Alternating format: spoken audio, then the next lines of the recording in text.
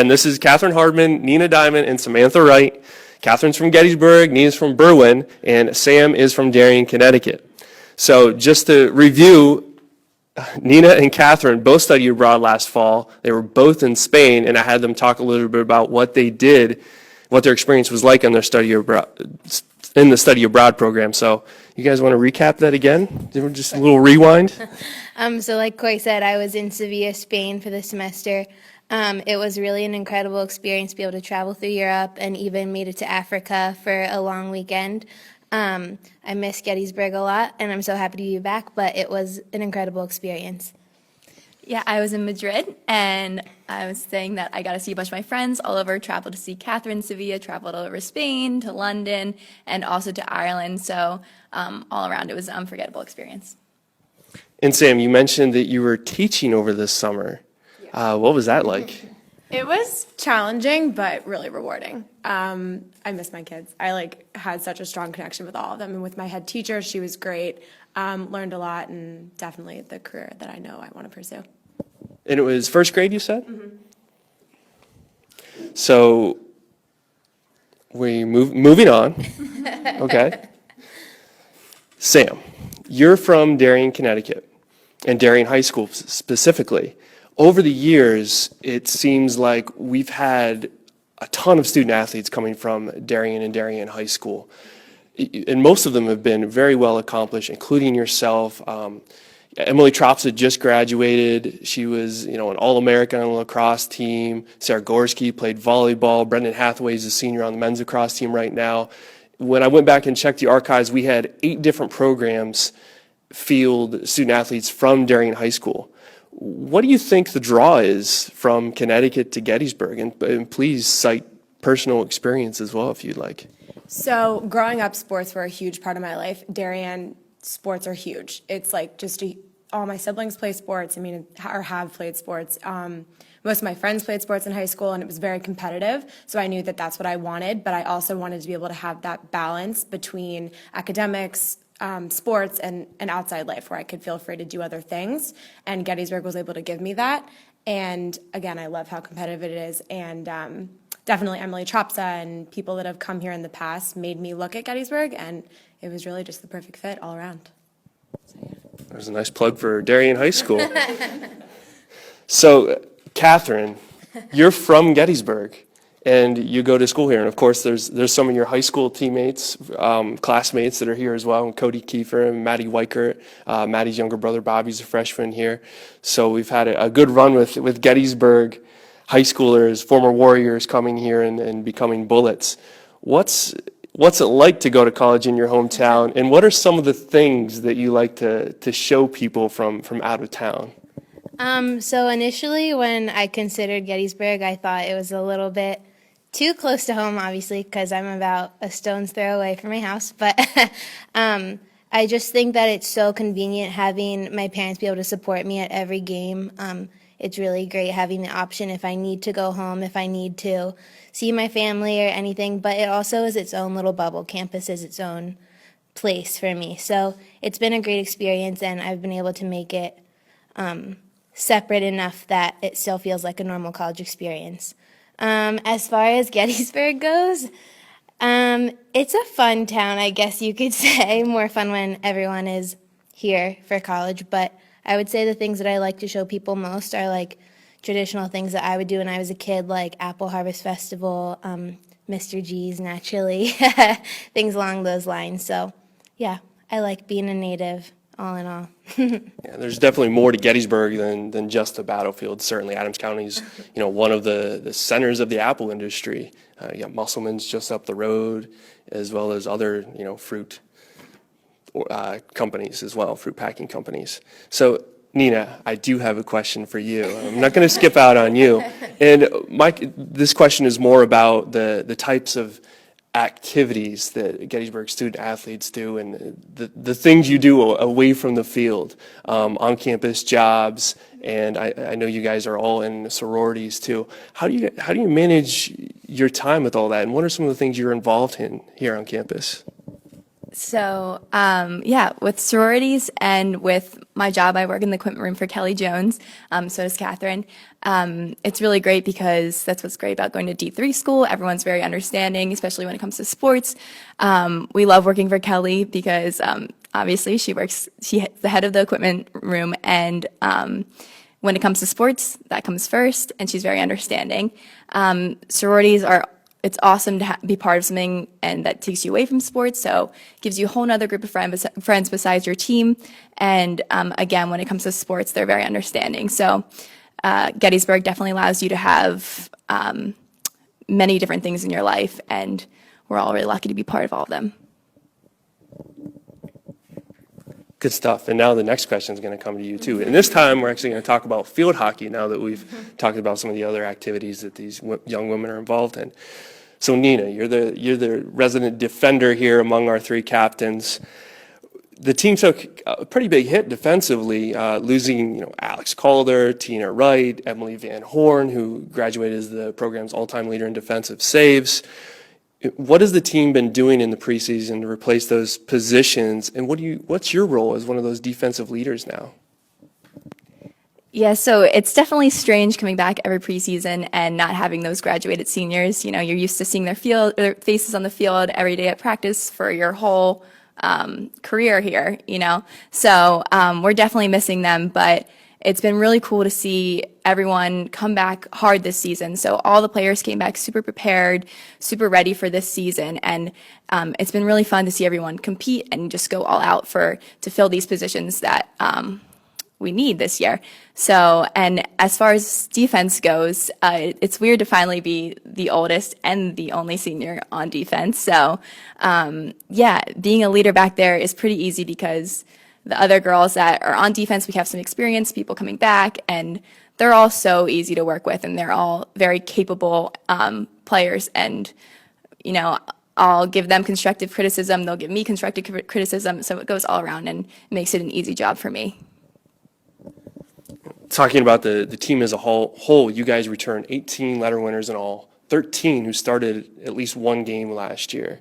So, as a defender, what's it like for you to look up the field and know that you have, these two seniors up there, as well as, Hannah and Casey and Lily and all those individuals that have started and played so many games over the years? How's that going to benefit the team this year?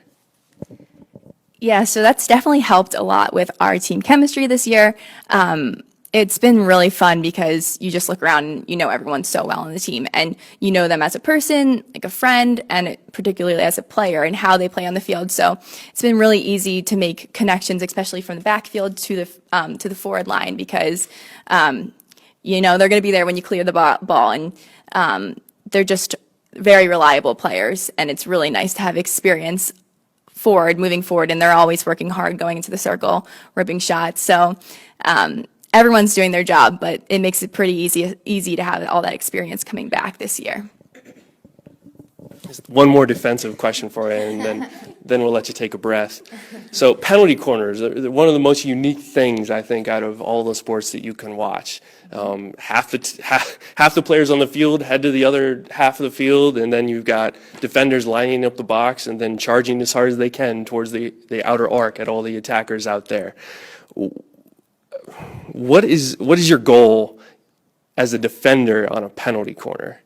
And how do you feel about wearing those masks, too? So starting with the masks, you get pretty used to it. They are clear, so sometimes it messes with your vision a little bit, but at this point, it's just, clockwork. You're used to putting them on before the corners. And they're for protective purposes. Oh, definitely. They're for protective purposes. I've been hit in the past on my head and had to get stitches, so I definitely feel comfortable wearing that in there, and it's definitely something that the defender should be wearing when you're rushing a shot right on goal. So as far as goals go, number one, get the ball out of the circle. Do whatever it takes to get the ball out of the circle. And to take the pressure off the goalie, we really try and eliminate all the plays right in front of the goalies, just get the ball and clear it out of the circle. But something that we're really focusing on this season as defense is eliminating back-to-back goals. So when the ball comes in, really focusing on not causing another foul, so that we're not just right back in the same situation of another corner. So yeah, the biggest thing is really stay low and get the ball out, but we've been looking good back there, so something to look forward to. All right, let's switch up and talk a little bit about offense. We've got a lot of experience coming back on offense in addition to you two, Hannah and Tori, the midfielders coming up, Casey, Lily, Kit. We've got a lot of bodies that can score goals out there. And last year, we doubled our goal total from the previous season. We returned each of our top 5 scorers, including you, Catherine, and you, Sam. Catherine, you had a career year last year. You had 15 points. 6 goals and 3 assists. You started every game.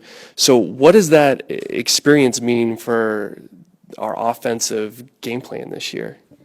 Well, I think we came into the season knowing that our experience was in our offensive line. And so because of that, we kind of rearranged our lineup a little bit to get a bigger offensive push, because that's where our strength is this year for sure. We have a lot of really, really strong juniors and seniors who have a lot of experience, and it's great to get us all out on the field. So I think that we have a lot of potential in just getting the ball in the back of the net a lot this year, which is really exciting because just building off of last year and keeping that momentum going. Do you have first, what is your objective, your personal objective when you're on the offensive end? Do you have any goals you've set for yourself this year? I mean, as a right wing, I just know that I need to get all those tips on post and just finish the balls that Lindsay, Hannah, Sam, our midfielders are all sending into the circle, just kind of hassling a little bit with the defenders and getting the ball around them just to finish the opportunities, because everyone's doing so much work to get the ball up the field. And so it's our job to finish the play. So what you're saying is you're going to steal goals whenever possible. Absolutely. Because the goal goes to the person who last touches the ball in field hockey. So we talked with Nina how difficult it is to defend a penalty corner from an offensive perspective. What's the game plan on a penalty corner from an offensive perspective? Offensive corners, I mean, they're great opportunities for us to score.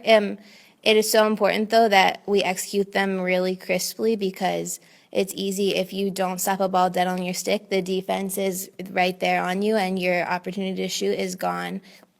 So I think this year our objective should just be to really execute on corners. That hasn't always been a strength of ours.